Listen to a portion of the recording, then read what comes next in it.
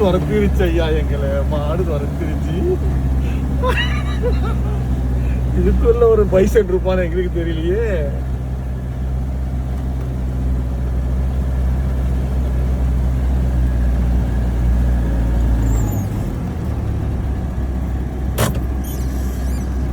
Bro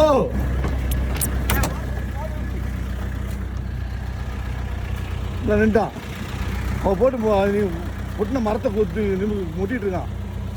என்னாச்சு? ஐயோ என்ன ப்ரோ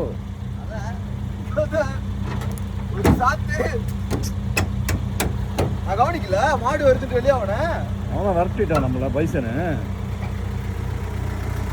இன்னும் அவன் போற அந்த மரத்தை போட்டு நோண்டிட்டு இருக்கான்.